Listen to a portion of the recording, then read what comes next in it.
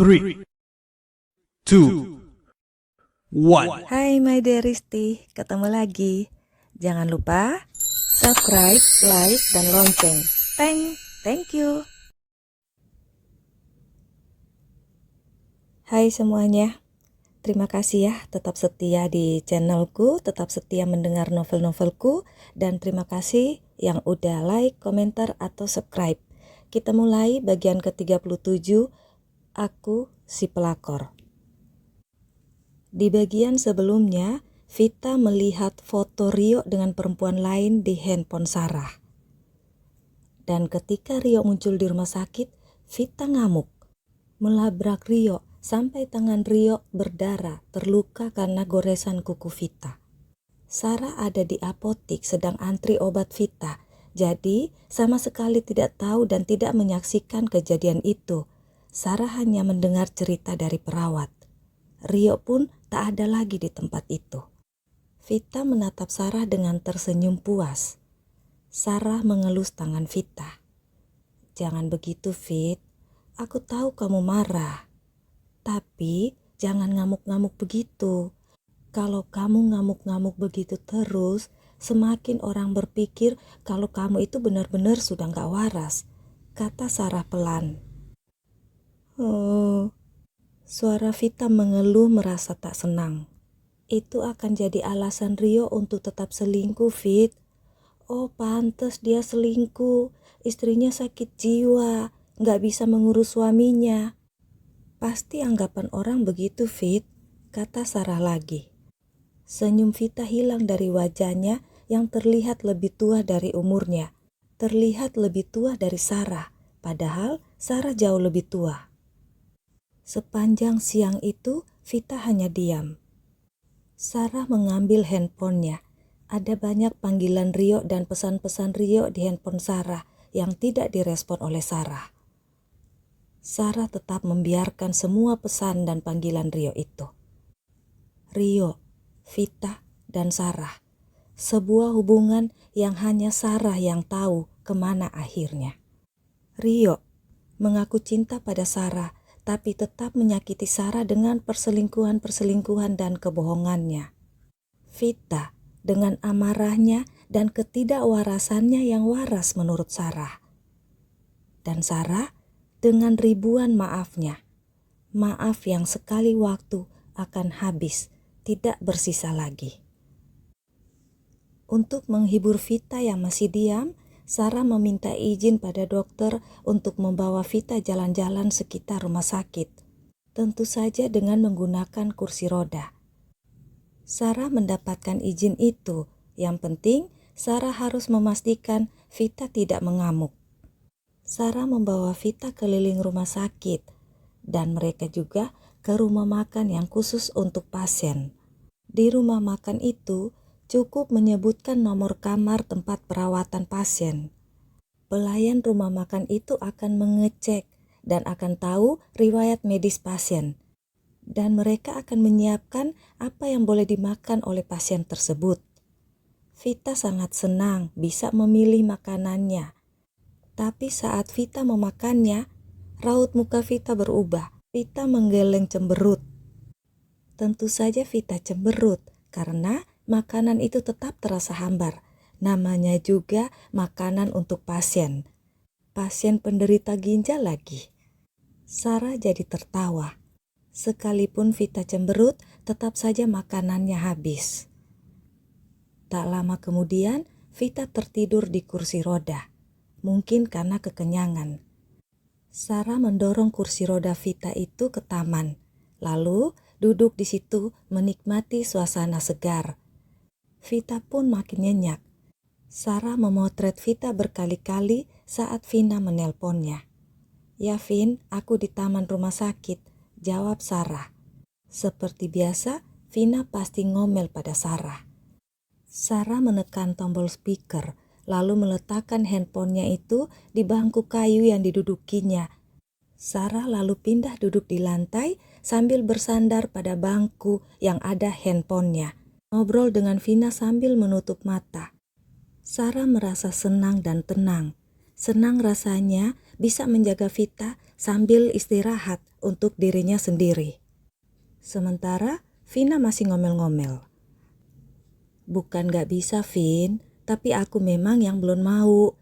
Aku kan memang kesini untuk menjaga Vita, bukan untuk jalan-jalan, kata Sarah. Satu hari aja, Ra, kita jalan-jalan, suruh tuh suami atau anak-anaknya yang jaga Vita. Suara Vina terdengar jengkel. Walau mereka mau menjaga Vita, tapi aku ragu, Vin. Mereka itu gak terlalu peduli pada Vita. Kalau Rio dan anak-anaknya itu bisa menjaga Vita dengan baik, kan gak perlu aku jauh-jauh datang ke sini menjaga Vita. Iya kan, Vin? Kata Sarah pelan. Bego banget sih kamu, Ra. Ngapain juga jagain istri Rio? Sampai cebok-cebokin gitu. Masih waras gak sih? Suruh aja Rio cari orang lain. Cari suster atau cari perawat lain. Suruh Rio yang bayar. Vina mengomel panjang lebar. Ya ampun, Vin. Gak tahu apa pelitnya Rio itu kalau ngeluarin duit buat istrinya. Sekarang banyakkan uang-uang keluar untuk Vita itu uangku. Aku itu malas adu mulut dengan Rio. Mau minta beliin Vita ini itu aja panjang banget ceritanya. Udah gitu tetap aja gak dibeliin. Capek ngomongnya. Tetap aja aku yang harus keluar uang, kata Sarah. Makanya aku bilang kamu itu bego, Ra, bego. Rio itu cuma manfaatin kamu aja. Dia sangat tahu kamu itu orangnya gak tegaan. Udah gitu, kamu jaga istrinya sementara dia sibuk dengan wanita-wanita lain. Kamu keluar uang untuk istrinya, sementara Rio gaya-gayaan traktir orang-orang lain. Vina ngomel terus. Vin, aku pingin makan rujak nih, kirimin dong. Potong Sarah mengalihkan pembicaraan. Hera, minta Rio yang beliin dong. Keenakan dia kalau kamu diamin terus. Padahal kalau ada apa-apa, kamu pasti yang disalahin. Vina semakin emosi. Ya udah, gak usah aja deh, Vin. Aku itu malas kan, aku bilang malas ngomong sama Rio. Kalau Vita agak baikan nanti, aku akan balik ke Jakarta aja deh, kata Sarah. Selama di sini, kamu di rumah sakit terus ya, Ra? Gak dengan Rio? Tanya Vina. Ngapain dengan Rio? Lagian dia juga gak mau nginep di rumah sakit. Ya aku kan di rumah sakit, jawab Sarah. Si Rio itu gak minta jatah? Tanya Vina tertawa. Deh, beras kali dijatah, biarin aja. Kalau Rio mau, dia kan gampang dapat di luar sana. Jadi ngapain repot-repot aku harus tidur dengan dia? Kata Sarah ikut tertawa. Kalau aku yang jadi istrinya, udah lama aku kebiri si Pinky itu. Biar dia tobat dan gak punya andalan. Suara Vina terdengar gemes. Rio lagi nikmatin apa yang dia punya sekarang, Vin. Punya jabatan, punya uang. Jadi lebih playboy lah dia. Dari dulu udah gitu ya susah lah dirubah. Makanya aku gak mau walaupun berkali-kali dia minta untuk resmi untuk nikah. Enak aja. Belum nikah aja aku udah kayak gini. Gimana nanti kalau udah jadi istri? Ntar aku jadi Vita kedua. Sarah tertawa. Bagus itu, Ra. Jangan sampai jadi istrinya. Tapi lebih bagus lagi kalau kamu itu berhenti ngurusin Vita. Ngapain coba, Ra? Capek badan, capek hati, capek kantong. Mending kalau Rio peduli, ujar Vina sewot. Vin, awalnya aku jagain Vita itu memang karena Rio, karena Vita istri Rio. Tapi aku kan itu memang sering jagain orang sakit. Kamu kan tahu itu, Vin. Jadi sekalipun Vita bukan istri Rio, aku akan tetap menjaga dia seperti aku menjaga orang lain yang sakit itu. Tapi karena Vita istrinya Rio, ya apapun itu disangkutin dengan Rio, jawab Sarah menarik napas. Iya, aku tahu. Makanya aku bilang, beruntung Vita, Ra. Coba kalau wanita Rio yang lain, mana ada mereka mau mengurus Vita. Iya kan? Aku aja ogah deh biar dibayar berapa aja, Ra. Berapapun dibayar sama Rio, ogah. Sarah jadi tertawa mendengar suara Vina yang menggemaskan. Vin, beliin aku rujak dong. Aku lagi ngidam nih, ngidam parah, kata Sarah tertawa.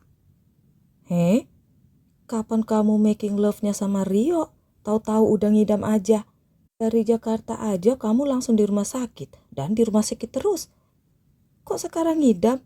Atau curiga sama dokter ganteng di situ ya? Hehehehehe. Suara Vina tertawa meledek Sarah. Sarah pun tertawa mendengar suara tawa Vina yang lucu. Kalau ama dokter ganteng, ya bolehlah dipikir-pikir. Tapi kalau ama si Pinky, nggak nafsu sama si Pinky. Sarah pun jadi tertawa lucu. Makanya biarin aja tuh si Pinky, anggurin aja. Biar jadi bekarat dia, letoy, kata Vina tertawa. Aku udah mau kerja lagi nih. Aku pesan pakai delivery aja ya rujaknya. Nanti aku kasih nomor handphonemu ke abang ojeknya. Gimana? Oke?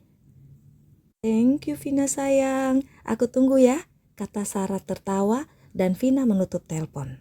Sarah memeriksa Vita yang masih tertidur, meraba dahinya dan membetulkan selimut yang menutupi kaki Vita. Kamu harus sembuh, Fit, bukan untuk Rio, tapi untuk dirimu sendiri. Sembuh, lakukan apa yang kamu ingin lakukan. Hidup bahagia, hidup dengan senang. Jangan pedulikan dengan Rio. Kamu harus sembuh, Fit, kata Sarah sambil membelai-belai rambut Vita. Setelah itu, Sarah memutar lagu-lagu tempo dulu di handphonenya, lalu duduk kembali di lantai dan bersandar pada bangku kayu itu. Sarah menutup mata, menikmati udara segar yang tidak akan dia dapatkan kalau ada di ruangan Vita. Sarah tak melihat setetes air mata Vita. Vita mendengar semua pembicaraan Sarah dan Vina. Vita jadi lebih tahu bahwa Rio itu ternyata selingkuh dengan banyak wanita, bukan hanya dengan Sarah. Jadi, foto-foto yang dia lihat di handphone Sarah itu bukan kesalahan. Itu bukti nyata Rio mengkhianati dirinya, juga mengkhianati dan menyakiti Sarah. Vita jadi menyadari kalau Sarah tidak bersalah. Tetes-tetes air matanya kembali jatuh. Na na na, siapa bilang?